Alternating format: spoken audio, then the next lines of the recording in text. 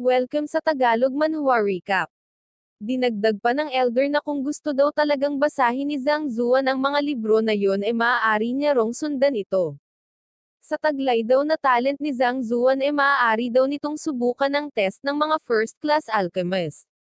At kapag nagawa daw yun ni Zhang Zuan maaari niya na rong basahin ang kahit na anong libro na gusto niya. Napasabi naman ng examiner na kailan pa raw ba naging walang hiya ang isang ta. Dagdag pa ng elder na kapag naging isang official na alchemist na raw si Zhang Zuan makakakuha raw ito ng mga privileges sa lahat ng mga Alchemist Union headquarters. At magiging priority raw ito kapag siya ay bibili o kaya may hinahanap na herbs. Sinabi naman ni Zhang Zuan na ibig daw ba nitong sabihin hindi siya makakahiram ng libro. At napasabi sa kanyang isip na mukhang napunta lang daw sa wala ang effort at time niya upang ipasa ang exam. Sinabi naman ng examiner kay Zhang Zuan na kailangan niya rong maging alchemist upang mabasa ang mga libro sa advanced library. Ito raw ang rules ng Alchemist Union.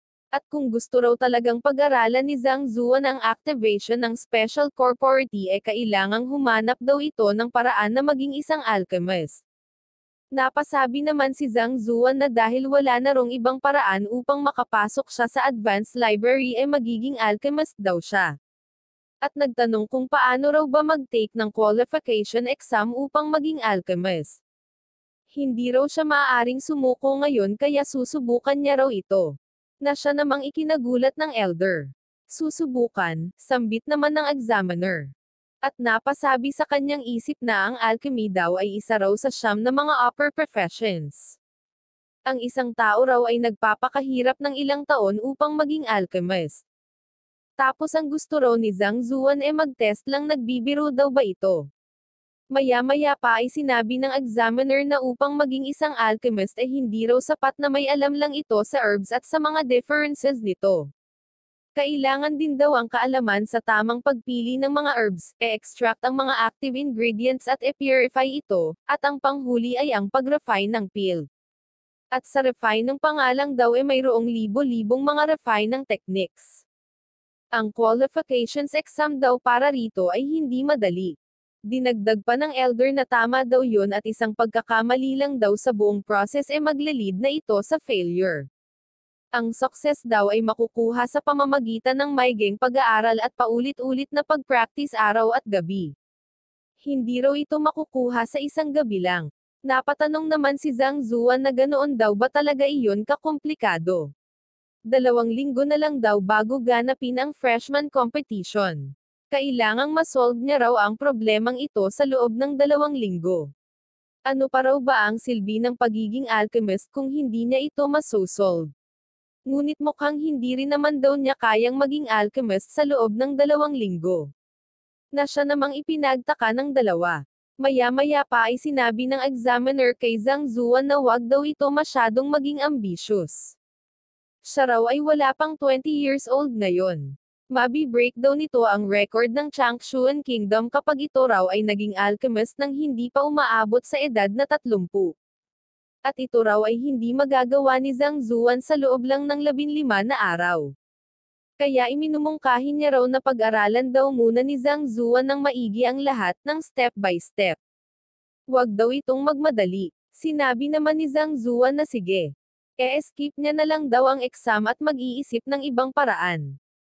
Sinabi naman ng examiner na ang alchemy raw ang isa sa pinaka-nirerespetong profession sa buong mundo. Tapos napaka-talented pa raw ni Zhang Zuan. At pinag-aralan niya na raw ang mga herbs. Hindi raw ba masasayang lang ang ilang taong hard work niya sa pag-aaral kung hindi niya itutuloy ang path na ito. Ilang taong hard work, sambit naman ni Zhang Zuan at napasabi sa kanyang isip na 4 na oras lang daw ang ginugol niya. Ano raw ba ang pinagsasasabi nito? Maya-maya pa ay nagpaalam na si Zhang Zuan at sinabi sa dalawa na may gagawin pa raw siya. Napaka-complicated daw pala na maging alchemist nire-require pa raw siya na mag-refine ng pills. Kaya sigurado raw siya na hindi siya magiging alchemist sa maikling panahon lang. Kaya susuko na lang daw siya. Na siya namang ikinagulat ng dalawa. At pinigilan ng examiner si Zhang Zuan. Maaari pa raw nila itong pag-usapan. Ang pag-refine ng pills ay hindi lang daw ang bukod-tanging paraan para makapasa sa qualification exam. Mayroon pa rong isang paraan na maaaring piliin ni Zhang Zuan. At ito raw ay bagay na bagay kay Zhang Zuan dahil mayroon daw itong magandang memory. Sinabi naman ng elder na ang ibig daw ba nitong sabihin ay ang tama ang iniisip mo, sambit naman ng examiner sa kanyang isip. Ngunit kailangan daw nitong isipin ang mga consequences. Maaaring maharap daw si Zhang Zuan sa malalang mga penalty at posible pa raw na ito ay maban ng permanente kapag bumagsak ito sa test na iyon, sambit naman ng elder sa kanyang isip. Sinabi naman ng examiner na alam niya raw ngunit ito na lang daw ang nag-iisang paraan upang maging alchemist si Zhang Zuan sa loob ng maikling panahon. Ngunit, sambit naman ng elder. Sinabi naman ng examiner na wala na raw ngunit-ngunit. Maaari daw nilang sabihin ang method na yun at si Zhang Zuan na raw ang mag-decide kung susubukan niya. Sinabi naman ni Zhang Zuan na tigilan na raw ng mga ito ang pagsesenyasan. Sabihin na raw nila kung ano ang paraan na yun. At sinabi na nga ng examiner na mayroon dong dalawang uri ng alchemist qualification exam. Ang una raw ay common practice. At dito raw nabibilang ang pag-aaral ng mga herbs at pagre-refine ng mga pills. At ito rin daw ang conventional at standard na paraan.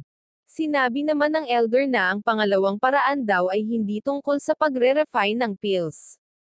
Ito raw ay tungkol sa pagdedebate. Nagtaka naman si Zhang Zuan nang marinig ito. Dinagdag pa ng examiner na oo raw. Lahat daw ng top 9 upper professions ay mayroon dong tinatawag na pinaka-noble sa lahat at ito raw ay ang tinatawag na noted teacher. Narinig na raw ba ito ni Zhang Zuan?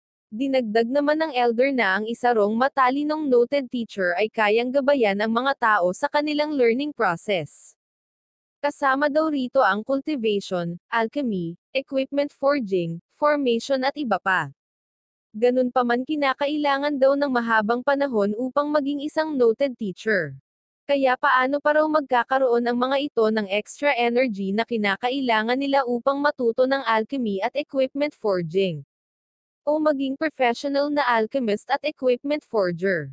Dagdag pa ng elder na paano raw magtuturo ang mga ito kung hindi muna ito magiging professional. Kaya upang ma-solve daw ang problemang iyon, isang special na alchemist qualification exam ang inimbento. At ito raw ang tinatawag na debatang test. Halimbawa daw ay ang mga alchemist, upang maging isang ganap na alchemist ay kailangang mag-practice ng husto. Ito raw ay kailangan ng paulit-ulit na practice. Ngunit ang mga noted teacher daw ay walang time para doon. Kaya ang kailangan daw nitong gawin ay master ang alchemy theoretically. Sinabi naman ni Zhang Zuan na sa madaling salita raw hindi niya na raw kailangang mag-refine ng pill. Maaari daw siyang makapasa sa exam kapag na-discuss niya na maayos ang mga theory, tama daw ba? Siyempre sambit naman ng examiner ngunit ito raw ay hindi magiging madali. Kailangan daw na makipagdebate ni Zhang Zuan sa ilang mga official alchemist. Kailangan daw nitong i-discuss ng detalyado ang tungkol sa pag-refine ng pills. Isang pagkakamali lang daw ay mauuwi sa failure at malalang mga epekto. Debatang test, sambit naman ni Zhang Zuan sa kanyang isip at sinabing sa tulong daw ng Library of the Heavenly Path at hanggat magkaroon lang daw siya ng sapat na libro at kaalaman ay magiging madali lang daw ito para sa kanya. Sinabi naman ng elder na although mukhang madali lang daw ang debate, ganun pa man mas pipiliin pa raw ng isang noted teacher na mag-aral mag-refine ng pills kaysa gawin ito. Napatanong naman ng bakit si Zhang Zuan nang marinig ito. Sinabi naman ng examiner na sa totoo lang daw kailangan talaga ng hands-on experience upang ma-master ang isang skill. Kahit gaano pa man daw kagaling ng isang tao pagdating sa theory ay hindi raw nito matitiyak kung totoo ba ito nang walang practice. At sinabi kay Zhang Zuan na hindi nga raw ito isang alchemist at natuto lamang sa libro. Paano raw ba ito mananalo sa debate laban sa isang tunay na alchemist? Napaisip naman si Zhang Zuan na totoo raw na no practice no gain. Sinabi pa ng examiner na magmula daw nang dumating ang bagong testing method na ito, libo-libong mga noted teachers na raw ang sumubok. Ang mga ito raw ay napaka-talented ni higit pa nga raw ang mga ito sa isang alchemist ngunit mababa lang daw sa 5 ang nakapasa. Nagulat naman si Zhang Zuan nang marinig ito at napasabing napakababa daw nito. Sumagot naman ng oo ang examiner at sinabing mayroon dong malaking gap sa pagitan ng theory at practice. Kaya madalang na lang daw na gamitin ang method na ito at tila ito raw ay nababaon na sa limot. Ngunit ito raw talaga ay isang paraan upang maging isang alchemist.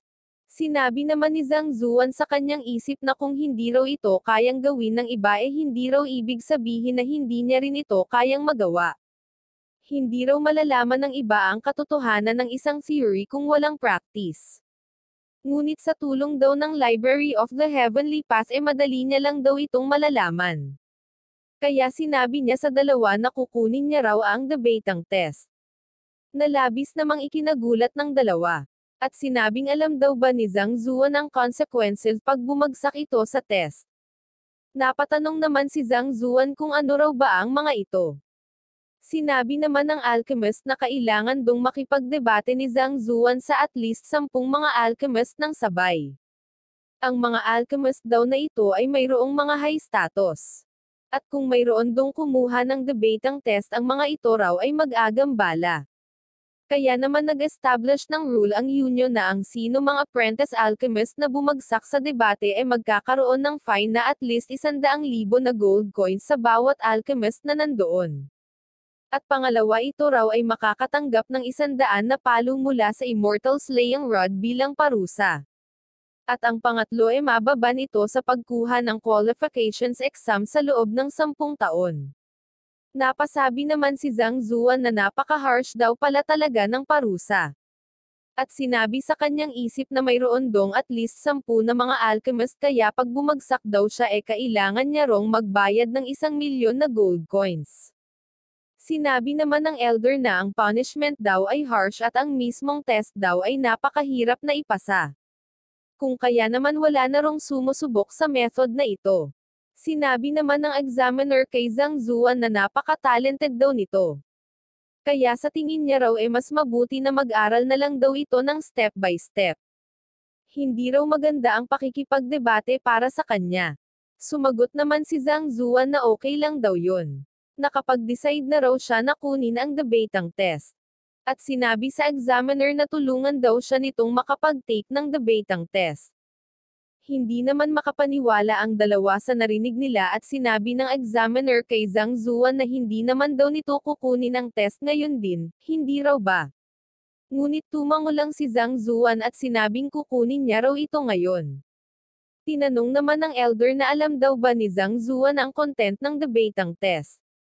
Alam niya raw ba kung sino ang alchemist na magtatanong at susubok sa kanyang kaalaman. Ngayon lang daw ito naging apprentice alchemist at hindi raw ito natuto ng systematic. Tapos gusto raw nitong makipagdebate sa mga alchemist. Sinabi naman ni Zhang Zuan na mayroon na raw siyang access sa primary library, hindi raw ba? Maaari raw siyang magbasa doon upang matuto. Na siya namang ikinagulat ng dalawa. At napasabi sa kanilang isip na pupunta sa library, ang library daw ay mayroong daan-daang libong mga libro.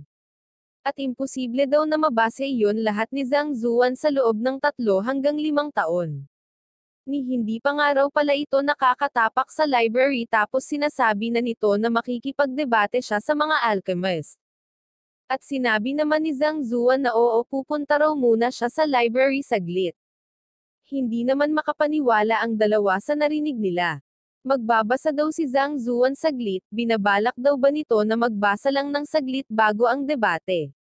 Dinagdag pa ni Zhang Zuan na wag daw mag-alala ang mga ito dahil alam niya raw ang kanyang priorities. Hindi raw siya gagawa ng bagay na hindi siya sigurado. Kaya gumawa na raw ng arrangements ang mga ito at siya naman daw ay mag-uumpisa ng magbasa. Napasabi naman ang dalawa sa loob-loob nila na alam daw ni Zhang Zuan ang kanyang priorities, ito raw ay isang bullshit. Hindi raw ito gagawa ng bagay na hindi siya sigurado, ni alam daw ba nito kung ano ang itsura ng pill furnace. Alam daw ba nito kung ang pill ay bilog o cube. Ni alam daw ba nito kung paano nire-refine ng alchemist ang herbs. Maya-maya pa ay sinabi ng examiner na sige gagawa na raw siya ng arrangements ngayon. Ngunit ang pag-summon daw ng maraming alchemist ay nangangailangan ng maraming oras. Ang debate raw ay gaganapin bukas ng hapon. Kailangang malaman daw ni Zhang Zuan kung ano ang dapat niyang gawin bago magsimula ang test. Hindi na raw siya maaaring umatras pag nagsimula na ang test. Nagpasalamat naman si Zhang Zuan dito. At naglakad na papunta sa primary library. Maya-maya pa ay napahinto ito. At sinabi sa dalawa na siya nga pala, nasaan daw ba ang primary library? Hindi naman makapaniwala ang dalawa nang marinig ito at sabay na napatumba. Ilang sandali pa pag-alis na ni Zhang Zuan ay napatanong ang elder na hindi raw ba medyo reckless si Zhang Zuan. Sumagot naman ang examiner na anong reckless, napaka-reckless. Ngunit napansin daw ba nito, napaka-confident daw ni Zhang Zuan. Sinabi naman ng elder na hindi niya raw alam kung bakit napaka-confident ni Zhang Zuan. Sinabi naman ng examiner na sa totoo lang madali lang daw malaman kung ano ang rason. Hindi raw ba ito ay pumunta sa library, maaari daw silang magpadala ng tao doon upang sundan si Zhang Zuan at makakuha ng ilang mga clue.